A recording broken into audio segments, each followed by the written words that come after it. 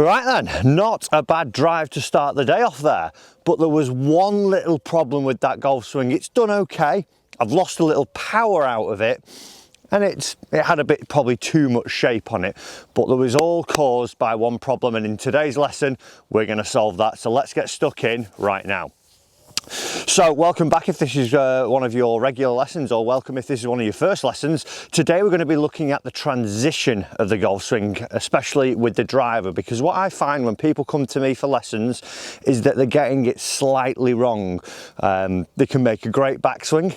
The actual shape of the swing can look really good, but the actual way transition from backswing to downswing is started is slightly off, and it's just affecting a few things there. So what I mean by transition, obviously in the golf swing, as we make our backswing, we take the club back, we turn our body, we're winding up, we let our club get as far back as we possibly can, and then from there we'd have this moment where it then changes direction and starts to come back down towards the ball and into impact. And if you watched any great player, you would notice that the transition starts from a certain part of their body. Now, us as, you know, mere mortals compared to the guys and ladies on the tours, sometimes we get it slightly confused. And like I say, especially with the driver. And that is because, obviously, this club's a little bit longer. We're expecting to hit it a little bit farther. So we start to try and actually hit it a little harder, and we speed up, and we just lose that tiny little piece, just that little grey area it starts to go.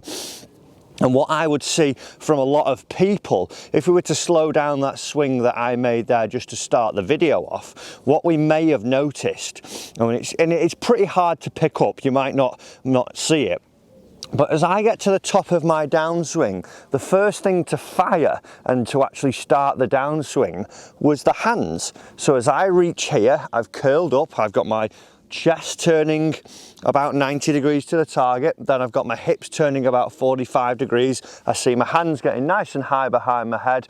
And then to start the downswing, when they reach the final part of the backswing, they come a little bit quickly. So what then starts to happen, if I just turn this way to the camera for you, if I let my hands go first in this part of the swing, the club then starts to race out in front of me. And the shot I've hit there, even though it's hit the fairway, like I said, it lost a little bit of power because I threw the shaft over the top of the plane ever so slight early this way. So I actually spent a little bit of the energy a little bit too quickly in the downswing by starting the downswing with my hands in this motion. So I hit a bit of a fade down there, as I was opposed to actually trying to hit a little bit of a draw, all because I lost my sequencing in transition. Now, sequencing is important. It's one, like I said, we could make great golf swings, but if that's out, it just starts to hamper how you're going through the swing. So I'm going to give you a drill now that's going to get rid of this feeling of actually starting it down with the hands, and we're going to get it starting in the correct way.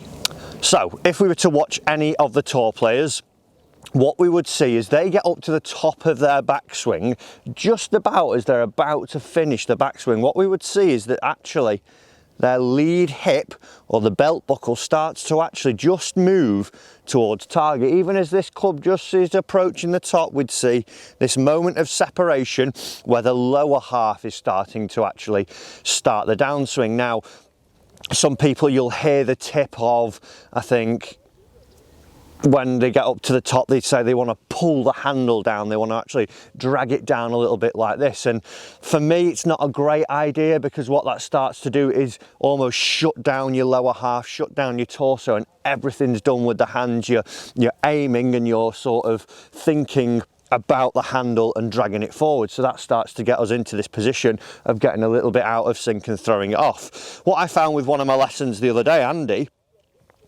he was having a similar problem, and what we did was take this Thera-Band. So nice little band, I think you get them from Decathlon or wherever, little bit stretchy, it can actually move up and down. And what we did, we placed it over his lead foot, so his heel was stood on it here.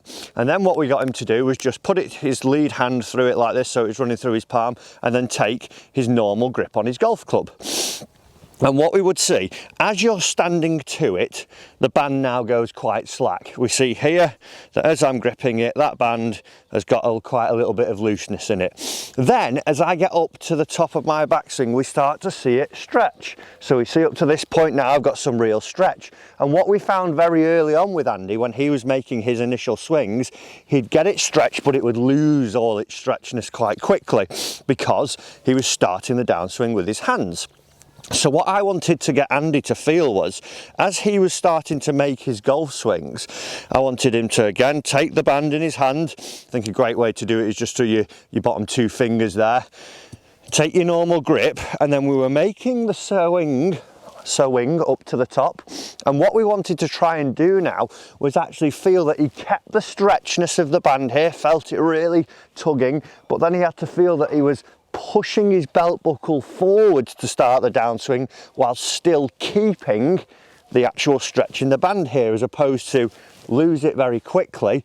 We'd feel a little bit of push, and I can still see there now that I've got this elasticity in the band and I'm actually starting it in the correct manner. So from here, if we imagine if I've got the stretch in the band now that we can see, as I push and drive, once I actually let the arms come in, there'd be some real speed through there, as opposed to here, lose it very quickly. So if we can start to sync the downswing correctly and see that we get up to the top and we keep the stretch and feel we drive the belt buckle forwards and then let the arms come, that's how we start the downswing correctly, opposed to up to the top and throw all the energy and all the hard work we've done in the backswing, we lose it very quickly. So what I'd like you to do, if you can get hold of one of these bands, I think they're a couple of quid, get yourself one of these, and if you're really struggling with throwing the club and actually starting the downswing correctly, you're going to make some backswings. And you're going to start by feeling you keep the stretch in the band. Feel that little bump of your lead hip and the belt buckle moving towards target. Then the final part of the puzzle is letting the hands come down, so it starts from the ground up. Then we let the hands whip through and we get a really nice solid shot. Let's see if I to hit one now. I can end this tip in style. If I can peg the ball up, that is, by feeling that I get that little bump, having these little rehearsal, and then through. And even then you might have picked up the whoosh on the camera, on the microphone, sorry, because I was letting my hands fly through secondly. So good, set up, going to start with a little bump, feel and imagine that stretch of the band.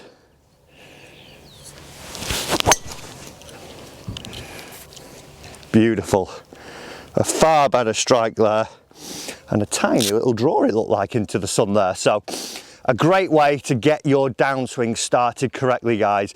Grab yourself a Thera-Band, loop it over your lead foot, and as you swing up to the top, feel the stretch and try and keep the stretch while making your belt buckle bump forwards. Guys, I hope you've enjoyed this lesson this week. If you have, do hit that like button. Also remember, if you do want me to become your golf coach, hit that subscribe button, turn on the bell notification so you don't miss any future lessons. I'm down here at Lecala, the weather's beautiful, the courses are great. I'm gonna get out and film some more lessons for you guys. Thanks for watching, and I'll see you soon in the next one.